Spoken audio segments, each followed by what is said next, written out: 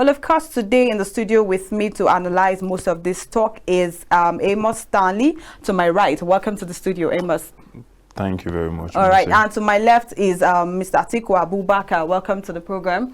Thank you for having me. All right. I would like us to take it from the top, from when the president made his inaugural speech on Monday, where he said subsidy is gone. Would you like to expatiate on the ripple effect of this said talk, whatever he said on Monday? Now, when the president said subsidy is gone, he did not say immediately. Okay. Now, it's just like somebody saying, I'm going to do this, does not mean I'm doing it immediately. Okay. We all fail to listen. Okay. When we listen, we don't comprehend what we listen, we just give a reply. Okay. I will do this. Subsidy was not the only thing the president said. He actually made mention of a whole lot of things. Just like him coming saying, I'm going to make all Nigerians rich, does not simply imply that central bank will just pick money and start giving every Nigerian. Yeah. Subsidy is part of it. Every presidential candidate that contested in the February elections has subsidy removal in their portfolio. Peter Obi said the same thing. Atiku Abubakar said the same thing. So, to me, subsidy is a cancer we have in our system in the petroleum sector. So, whichever Nigerians took it, I am going to do this thing does not say I'm going to do it now. So, they actually make the job easy for the government because statutorily the NDPRA has actually allocated ending of June that this is when this thing is going to stop. Because the president now said I'm going to do this, there was a chaos out there, panic buying. But you would agree with me that it wasn't just chaos with the MDPR, it even came from the citizens. But then we had fueling stations that were hoarding fuels. What do you have to say about this? Okay, now in that aspect of hoarding, they were not hoarding because if, for example, you are buying 185 from the depot, you are selling 195, which was the previous price. If you go back to the depot to go and buy, as at yesterday, the depot was selling 437. Now, when you go back and buy from the product you have sold, if you sell 195, who is going to put the difference? Nobody. So basically, you have to hoard. When you hoard and you are waiting for the authorities that are governing those agencies to tell you, okay, this is the way to go. So when you get that feedback, you sell. So anybody that's even selling now at the rate of 537, the highest so far is 557, which is in the northeast. So these guys are not even making much profit because you are selling at this rate. You are going back to go and buy it higher. Okay, I'd like Kayode or Daniel to put up a picture of the state capitals and the fuel pump price on the screen for our viewers to see, and then we'll take it up from there by analyzing for each state, of course, because now for Abuja, that's FCT, we have 537 as of 31st of May 2023, and then that's basically for Northeast. And then now let's come to the West.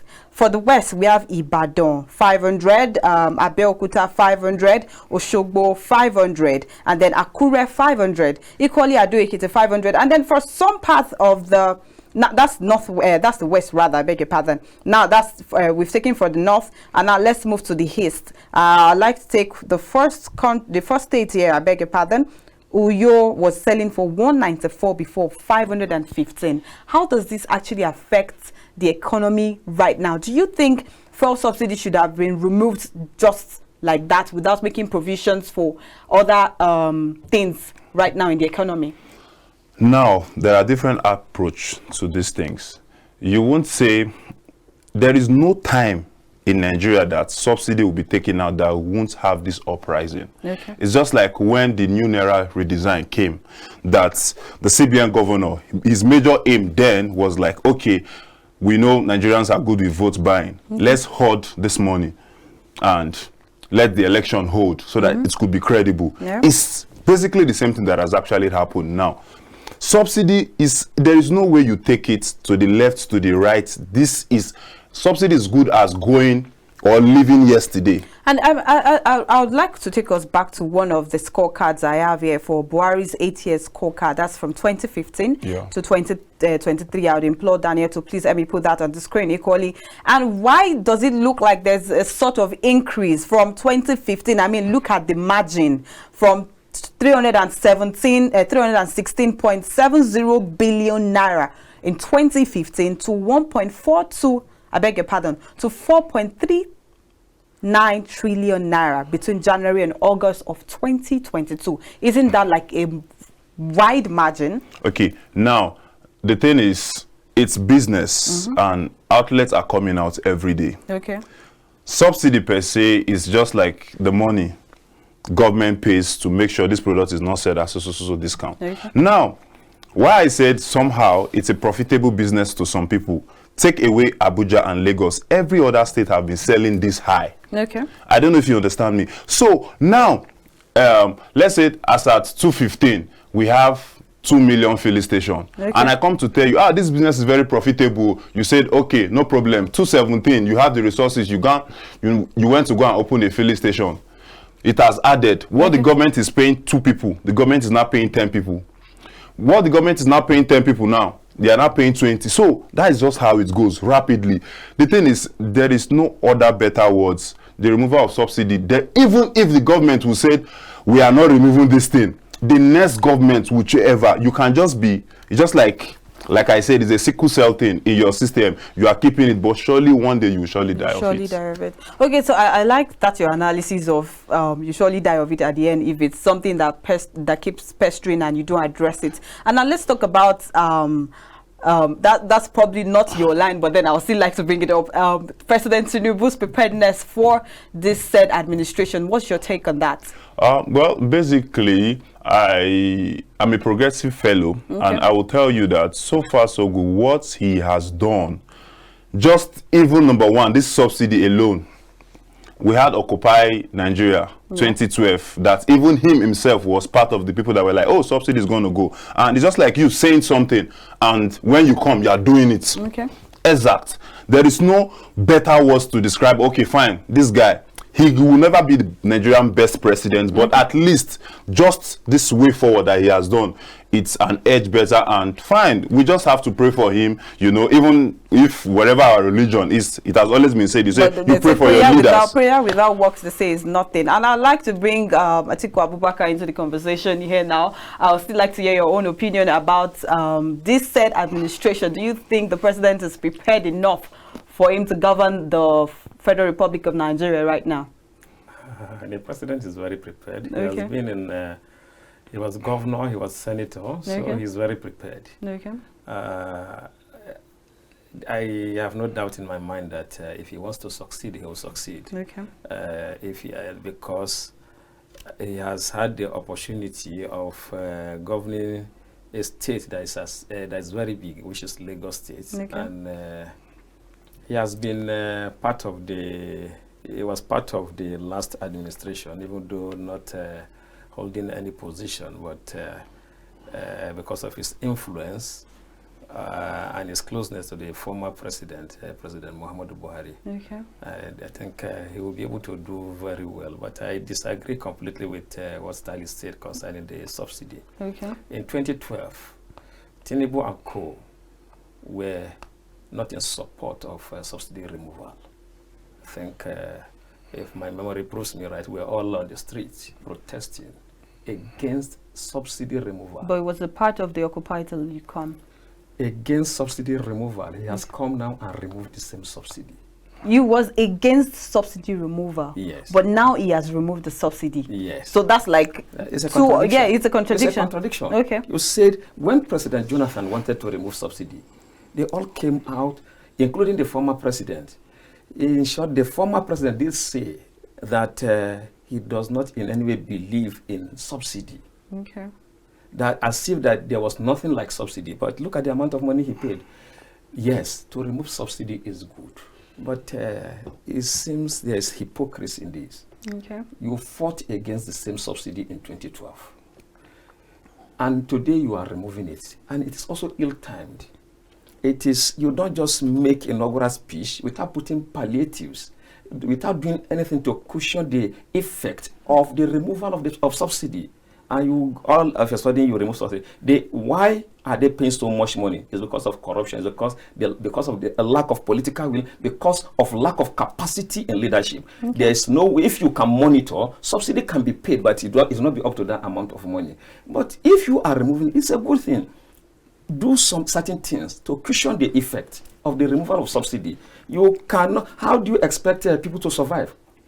Now you have done nothing. You have not flooded the market with fuel. To be able to, for it to be competitive, you remove subsidy. How do you expect people to survive for the next few days? You see, when people talk about this thing, they do not put into consideration the people, the very poor people of this country. What do you think? When you mean cushion effect, what are things that you think should have been put in place before the subsidy removal? Because there's a tweet, I know that there's a tweet that's been going viral about what Goodluck Jonathan, what his plans were when he wanted to remove fuel subsidy. Then he wanted to remove fuel subsidy, but of course, probably lay emphasis on health, education, and all that. But then that was not allowed. But now that this has happened, what do you think could have been done to actually prevent this right now? Yes, how I wish the president will have the political will. Okay. There are certain things that he can do to cushion the effect. One of those things is to, first of all, increase the salaries of civil servants. Then find a way to make sure that the prices of commodities are controlled. Okay. Government can do this. It is not rocket science. Most especially the prices of food. Because the poor people of this country are mostly concerned about what they will eat, where they will lay their heads, and the school for them, for their children. They are not after luxury. So you take care of the basic needs of those who are poor. And the challenge is that most Nigerians are poor. Okay. Yes. To the best of my knowledge, I disagree completely with the NBC. More than 80% of Nigerians are poor. What's your own take about what he said? Okay. Now, like I said earlier, Mr. Atiku, there is no best time that when the government comes and say, want to take away subsidy, the Nigerians will say, oh, yes, thank you. There is no pain without gain. It is better we start facing this pain now. Even Benin Republic, our neighboring country, as at today, they were selling PMS, which is petrol, for 545 naira. But they are still surviving. So, okay, this is a one-off thing. It has gone. Okay, how do we move from it? Trust me and believe me that the Tinubu government, God helping, directing them, there are proportions. The World Bank gave us $800 million to salvage the subsidy removal. This was something that just happened 3 days. It's not rocket science. He can't just, like ministers have not been selected yet. Some key positions have not been selected. So how does this thing work? It has to work with people. When you heard the GMD NNPCL, when he approached the press, he said it. He said governments are putting on the rightful arsenals and statutory things to make sure that this subsidy is maintained. Trust me, when you go to the depot right now, you surely see products. It's just the price. NNPC has millions of liters to supply to Nigerians. It's just that people that are benefiting from subsidy, they are looking at it, okay, fine, how do I go and buy product and get 15 naira? But so are you trying to say now that even with the subsidy removal, there's still not going to be a level of corruption in that particular aspect? Okay, now, the level of corruption that is going to be there is, if you travel to far north, okay, you basically can't buy even the 557. Because on a normal day, that PMS was selling for 195. Over there, they are selling for 400. 500. So imagine now that it's selling for 57. When you go to the far north, probably you'll be expecting to buy for 800. So are we the one doing ourselves now, or is the government doing us? You know, sometimes we need to come down and say, okay, fine, we know in the society, everybody cannot be at the same level. There must be the elites, there must be the middle class, and there must be the lower class. But I am doing this thing. It's just like your parents beating you now so that you don't do something. Tomorrow, when you grow older, you're like, oh, wow, I knew why my mom disciplined me yesterday because I am seeing the benefit now. So the removal of subsidy, we will not see the benefit now. And I implore all Nigerians to like, okay, fine, take it to good heart. I know it's not easy. It's crazy. Somebody that is buying fuel 15,000 before to full a Camry, now you are paying 35, 40,000. And like, these people are not crazy for them not to adjust things. Even if it's minimum wage. Surely all of this is going to come into place, but it's not just going to be now. These people are not computers. But do you think this is actually something that is workable? Because I like the fact that you mentioned earlier on that there should be a unified price for market values. Do you think this is something that is actually feasible in Nigerian market right now? And let's take into consideration that we already have the office of the Yaloja of Nigeria right now. We are not a serious people in this country. Okay. And the major problem we have in this country is that of leadership. Okay. And that is why when whatever they do, they have it at the back of their mind. They manipulate in a way that it will be beneficial to them, okay, not for the public to get relief. Okay. The problem of this country, to the best of my knowledge, is that of leadership. We don't have any other problem. This is the most blessed country in the entire universe. You cannot have any country. I have my statistics with all we are blessed. Okay. But the major problem, it is sometimes I sit down and analyze, I begin to feel as if the candidates for hellfire are mostly the leaders of this country.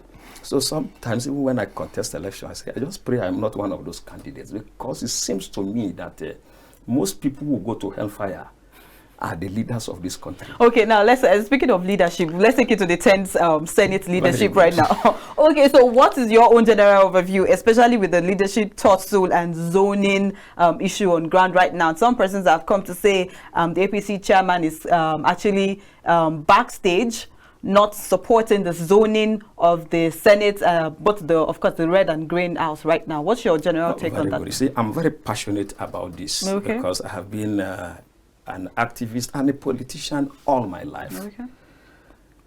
We have to put something into consideration. Okay. First of all, the zoning was wrong. There was a mistake and lack of understanding, okay, of Nigeria, okay, as at the time the Senate President was zoned to South-South. Let me tell you that as at today, the Deputy Senate President is from the South-South. The same South-South produced Vice President in this dispensation. Okay. South-South produced President in this dispensation. Now, we have 6 geopolitical zones. Okay. Let me tell you that you can never have peace. And if there's no peace, there cannot be development. There's Southeast. What do they have? If you give them Senate President, you need to also do certain things again to calm them down. But at least compensate them with the Senate President. Okay, so right now you're talking about compensation, you're not talking about competency. I'm coming, that's where I'm coming to. Okay. The most competent, okay, among all those who have indicated interest in, okay, the Senate President is Senator Izunaso Osita, okay, from Amos State. He was in the Senate. Among all of them that have indicated interest, he was in the Senate before any one of them. I tell you, Yari, the former governor of Zamfara State, has indicated interest. Okay. And that is not supposed to be. Northwest just produced the president. You don't take Senate President to that same place again. There is a need for spread and for inclusiveness. When this is done, governance will be very easy. There will not be tension. There will not be crisis. There will be peace. Now, Akpabio, how do you zone it to South-South and bring in Akpabio when you have a senior legislator from among all of them, which is Senator Izunaso Osita? Not only because he's the most competent, he was the most competent for the fact that one, he was among those that formed even the party APC, and we are talking about the zoning of APC. Zoning of APC. He was the National Organizing Secretary of APC, and that is the engine room of the party, because it is the office of the National Organizing Secretary that coordinates the activities of primaries, every activities of primaries. How many bills was he able to pass when he was the secretary? You see, I am analyzing, I am not talking about the person. Of course, if you're talking about the person, then you have to talk about the competence. This person has been in seat for a long time. I have, because I was a member of APC. Okay. And was or is? And now I don't have a party. I am watching them because I don't want to be involved in all of these things until we see the president doing what is right, so that we know whether to oppose or to continue to criticize or to give him the support. So now if I align myself, if the right thing is not done, for example, once the Senate president goes to South, I will criticize the president from the one till. But what has the presidency got to do with the Senate? Stanley, what's your own take on this issue? Okay, now I'll go back to where you started. You said leadership, that if there is any country that their leaders needs to be in hellfire, it has to be Nigeria. Now, leadership starts from every one of us. It starts from the house down to the school, how we do our things. You know, people tend to criticize people at the top, but there are things that displays, if you are in that position, will you do better than this person? Because we are good at criticizing people in positions that we are not. So it is standard. Everybody is born a leader. In one way or the other, you have led, sir, in one way. It's either you're a timekeeper, it's either you're a head boy, assistant head boy, it's either you are a discipline prefect. There were some things you did not do right as at that point. So give glory to who glory is due and criticize those you want to criticize. A mistake. No, I'm not making it. No, I'm good. You do not know what position I have held. No, of course, no. Sir, that is what I am saying. So it's wrong for you to say, at what time I maybe I did something wrong. I didn't do anything wrong in my leadership position. I was state secretary. No, you did not know. But if we should go back, I was state youth leader. I was vice president union government. I was director of programs and research of. If we go back to your laundry, no. All of these things. If we go back to your laundry, you can never tell me you're 100. I cannot fail. You telling me you're 100 is hypocritical, because nobody is 100. But there are certain mistakes you can never make. You cannot be a leader and cause confusion in your country. How do you zone Senate presidency to South? Okay, but sir, do you know the reason why there's tension in this country? Okay, but sir, let me tell you something. You know what the reason why there's tension in this country? I have to take that South personal because I'm from South. Okay. And now let me take it personal. Now let me tell you something. Check governmental positions in Nigeria. How many has been zoned to South? I am from Elu in Delta State specifically. Sir, there is an oil ring passing my father's land. But when you go to that city or when you go to that township, sir, there is, I can't say it. How was the oil? Hold on, sir. Hold on, let me land, sir. It was drilled by the monies taken from other region. It is not as at the time from other region. From which regions? Like how was it drilled? Before the oil, Nigeria was existing. So you don't talk about what we're talking about. We're talking about Nigeria. Now we are talking about the interest of Nigeria. I am from Delta, and is the deputy Senate president. How can you take the Senate? I am not from South. I am not from Southeast, but I am passionate about Nigeria because I believe that once there's crisis in this country, there can never be development, and there's nothing that can be done without development. Let me tell you, I am not an Igbo man, but I believe passionately that they deserve the Senate president more than any other region. They don't have the president. Sir, they don't have the vice president. They don't have. You don't want to do that. Sir, let me tell you something. When you're talking about the East here, now nobody will come and fight for you. Even these just concluded elections, how many states really? Even I don't want to call a governor's name that even say publicly that he was not even supporting Peter Obi. So, like, before people will love you, you have to love yourself. And you have to cooperate. That is why okay, look at what are you saying the Igbos don't love themselves? I don't know. It's not in my mouth that you're going to hear it that this thing is not working. If that's what you're saying, I will tell you they love themselves. No, Nigerians. I prove that to you. I'm not here to defend Igbo because I'm not a member of Ohanese. No, I'm talking about justice. We are still saying the same thing. You have to love yourself before somebody else will love you. Okay. They love themselves. That was really a good number of people, including other Nigerians, supported P2B. Now, sir, hold on. Let's go to Southwest. In Ekiti State, what happened there? In what's it called? This state, Seyi Makinde is the Oyo State. Look at what happened. Seyi Makinde is of PDP, isn't it? Look at what happened in the presidency. They gave it to APC because Emil Lokon is our own, isn't it? When it was time for governorship, they gave it to Seyi Makinde. Is it not the same campaign that happened for governorship that happened in presidency? That is unity. If you are talking Isn't about it? that, Now when you go back, I've even done better in that. If they vote P2B, sir, forget this thing you are saying. You and I know the truth. What truth are you These talking Igbo about? people What have you are saying? by the time the Igbos are ready, they are ready.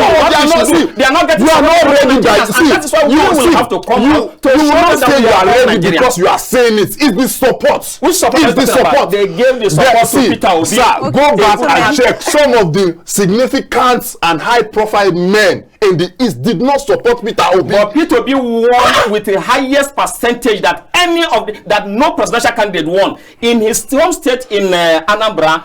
He won with over 90%. No presidential candidate won with such percentage. But so what love are you talking about? Okay, now let me ask you this question, sir. Not only all the southeastern states, and that is why APC is indebted to all the senators of APC extraction from the north, from the southeast, because they stood their ground. Let me tell you, I, being a political activist, I know that it is difficult for you to win election when you belong to a party that has not recognized you. What is the recognition? You get certain positions to show that you are recognized. They did not have the president, vice president, Senate president, speaker, yet they still, some of them won election. That is to show that they are on ground and they deserve commendation from APC. And APC needs to show them that yes, they are accepted. What they are doing now is as if the Southeast is not accepted at all. That is the thing. How do you take the Senate president? In this arrangement, they did not even consider the Southeast for deputy Senate president, because the kangaroo zoning was for Akpabio and a man from Northwest, Kano. How do you bring somebody from Northwest that has just produced the president? You bring the man from Northwest as the deputy Senate president. Sorry to cut you short. You have to bring in the factor that whether we like it or not, it's not just about zoning right now. We equally have the religion that comes to play right now when it comes to this house of very good, and the religion is favorable to the people from Southeast, because now you have a president who is a Muslim, a vice president who is a Muslim. Then the Senate president, if he becomes a Christian, then it is better, and the senator is a Christian. So now it balances the equation. If you do that, you are doing justice. What do you have against Senator Akpabio? Senator Akpabio is not a ranking senator compared to Senator Izonaso, in the sense that Senator Izonaso was in the Senate before Akpabio. When Akpabio was governor, then he was already in the Senate. And we are talking about the institution, the Senate. We are not talking about governorship. And so there is seniority. Somebody who was there before you, in terms of seniority and this kind of leadership, Senator Izonaso is ahead of them. You know, we have another senator from South. You would have to agree with me that seniority doesn't come to play when it comes to issue of politics. It comes your competence. I'm very, and whether we like it or not, popularity too comes to play. If you are talking about popularity, you are talking about competence. You see, I'm very careful because Senator Akpabio is the respected personality of this country. And as such, I do not want it to sound as if I am comparing the two. But I just am telling you that in terms of competence, and Senator Izonaso has something which, to the best of my knowledge, none among the contestant has. Do you agree with that? I've not said that. I've not said that. Okay.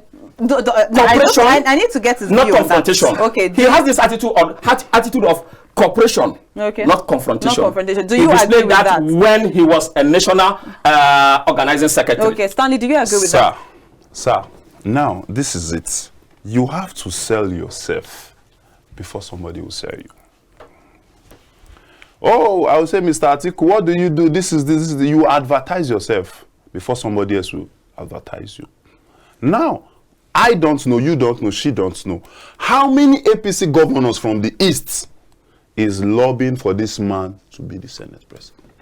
I can tell you that the governor of Amos State, which is where Senator Izonaso comes from. Is it only governor of Imo State that I'm mentioning now. If you understand, hold on. I'll tell you the kind of support he gets. Sir, when you go through the media space, it's not about the media. It's not about the media. It's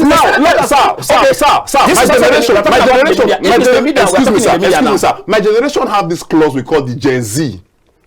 That was why Peter Obi had this momentum he had. Because anything that is not in the media, we believe we are not seeing it. Oh, okay, it's this guy. Everybody's canvassing for this guy. You understand?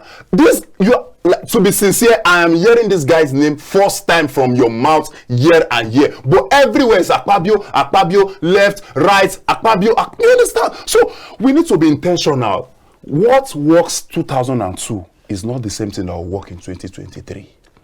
And the thing is, like I will always say, if your family does not support you first, fine, they must not support you 100%. But there is a good number of support that the Igbo, like, didn't you start? Look at how Tinubu, look at what happened in this election from the west towards Tinubu. Even the devil in his states or in anywhere cannot say these guys did not support him. People were collecting different kinds of insults because of these guys. You must be intentional. You must be dogged. You must be rugged about something. This is not about I've been there for 10 years. Peter Obi, this is just his second time. The first time he contests under the People Democratic Party as a vice president. Now, first time. Look at the momentum he put. Because of, okay, he's taking advantage of the modern day facilities that is applicable. The media, even people that the obedient to insult. Peter Obi will go and visit that person. Oh, I'm sorry, you know these children, forgive them. Oh, this, you know what you are looking for. They say sometimes you have to sledge yourself inside the closed bus because you want to get to your destination. So if these things are not done, so you, sir, with your respect, things are changing. What do you want them to do? You want them to start fighting? No, I'm not. No, you're not getting me. I'm not saying they should fight. If, for example, you are my person, we are from the same state, and you are vying for a position, the best I can do is to support you. I will push you every way. Look at what people have been saying about Tinubu, that Tinubu is, you can never say in the mouth of any Westerner that will tell you, Tinubu is not a good person. True of us. But even the same Igbo, when it came for, Peter Obi this, Peter Obi that, the support you have to sell in the southeast. No, you have to sell your market. Okay, you have to sell your market. I understand what Stanley is talking about. He's saying the same support that Tinubu got from the northwest, from the north and from the west. Why can't your senator get the same support from his kinsman? The senator is he was nicknamed the mobile library because of his wisdom. Okay. He is not the type that goes about talking anyhow. He talks with wisdom. Okay. He is not the lousy type. Okay. So you can't hear him the way you hear others like that. But those who have interacted with him, those who know him, those who are in APC, and all the senators, I have no doubt in my mind that he's going to win. Okay. It's not about noise. Okay. Elections are not. If it's about noise, P2B should have won the presidential election. Because if you go... But the president right now made as much noise as Peter Obi. Because for every time Peter Obi was in news, the same applied to President Tinubu. I mean, he was known for balablu. He was known for not being coherent. And I mean, from even the inaugural speech, people have come out to say, oh, they were not expecting him to be that coherent for the first time. And some persons have come out to say, oh, let's check around if there was a teleprompter for him to be that coherent and fluent in his speech. So that shows that the same momentum Peter Obi gained, probably Tinubu didn't get that same momentum, but you would agree with me that they are both relative. So I'm asking now, do you think your candidate is actually popular enough to garner support from his kinsmen? Not my candidate, but the Nigerian candidate for peace. Okay. If you say, address him as the Nigerian candidate for peace and stability, except if Nigerians do not value peace and stability. This is not coming from a man from Southeast. You see, I hate injustice in my life. Let me tell you something that happened in 2015. When President Muhammadu Buhari was contesting against Goodluck Jonathan, the Northwest, my polling unit then in Tukutuku in Zaria, Jonathan got 2 votes where Buhari got over 100. And people were looking for, who are these 2 people that voted for Jonathan? We must deal with them. Now, at that time, we felt that the presidency should come to the North because we feel it is our turn. Why? And forgetting that they not also produce the president, in person of Yaradua. But even at that, we still believe it's our turn.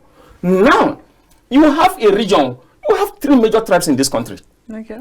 And these 3 major tribes, 2 have ruled this country. Remaining 1.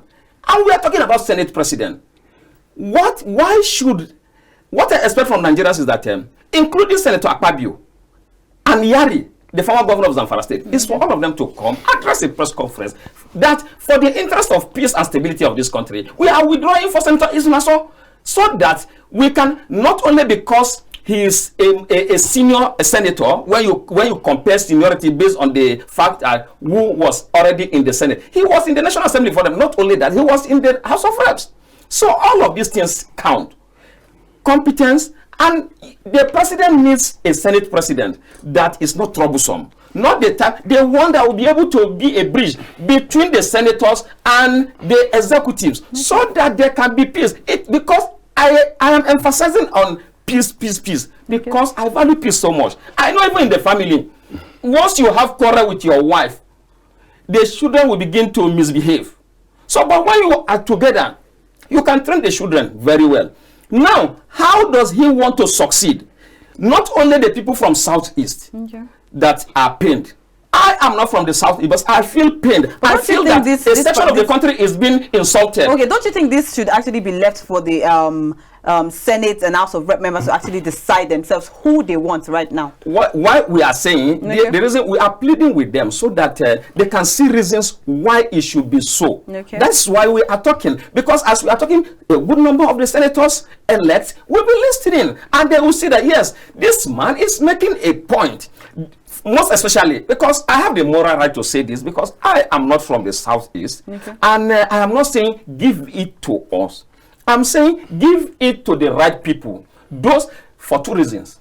1, for fairness and justice. Okay. And 2, because coincidentally, the most competent among the senators come from the Southeast. Okay, so let me ask you a question now. You have APC, you have PDP, and you have Labour Party. You are an APC member. You just told us. If you are to be asked, the most competent among these 3 candidates is which person? Among the 3 candidates, yes. Yari. No. I'm talking about the presidential candidate on the election that just ended, the February election, between Peter Obi, between Ahmed Bola Tinubu, and between Atiku Abubakar. Who do you think, or to the best of your knowledge, which is the most competent? Let me tell you that I did not support Tinubu.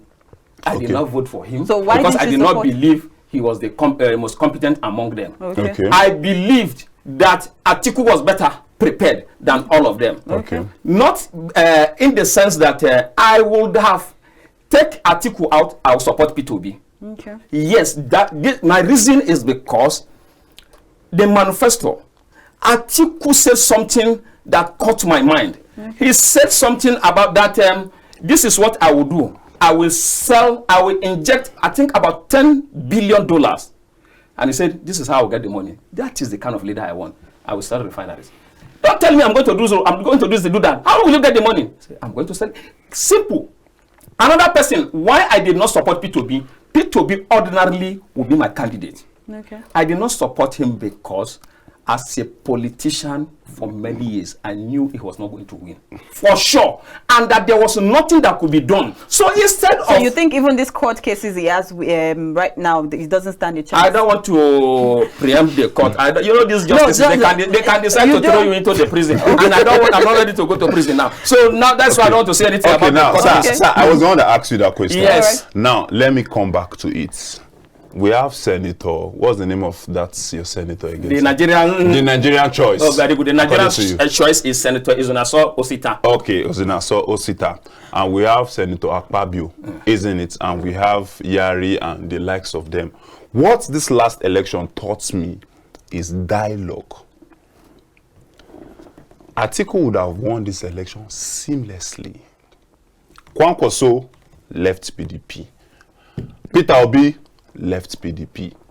I was telling somebody, I said, if Atiku could have shed his pride, this guy from Rivers State Wiki, okay, you want Chama, please, for the progress of this party, you go. Abi, the G5 are with him, isn't it? Peter Obi, you are a family now, come. I don't know if you understand me. Peter Obi will stay. So, Haba, it was all of us that founded this party together. Before you continue, have you contested the election before? Hold on. No, hold on, sir. What you're saying is something that's is impossible. No, hold on, sir. No, sir, there is nothing that is impossible in communication. No, it was somebody from APC that showed lies to Peter Obi to leave. All right, then. To leave PDP. You understand? The force that took Peter Obi from PDP was from an APC. Life is all about strategy. All right. We are all heading to a destination. Okay, all right. So let them do that same communication dialogue. You forced me to talk about this presidential candidate. I don't want to talk about them. I'm interested in peace and stability. Okay. And so it's the same thing we are interested in. That's why I talk about the Nigerian Senate president, not a sectional Senate president. Okay, all right. Thank you, Atiku Abubakar, for joining us on the program. We do hope we can have you one more time, of course, to talk more on this. We hope probably before the Senate seat is being contested for. And thank you, Amos, Stanley, for joining us and shedding more light, of course, on just not fuel subsidy. And I never knew a lot about this, but thank you very much. Okay, our viewers at home, this is where we bring to the end this segment of the Polity. After the break, we bring in our guest, of course, to shed more light on what is happening on the Polity. Stay with us.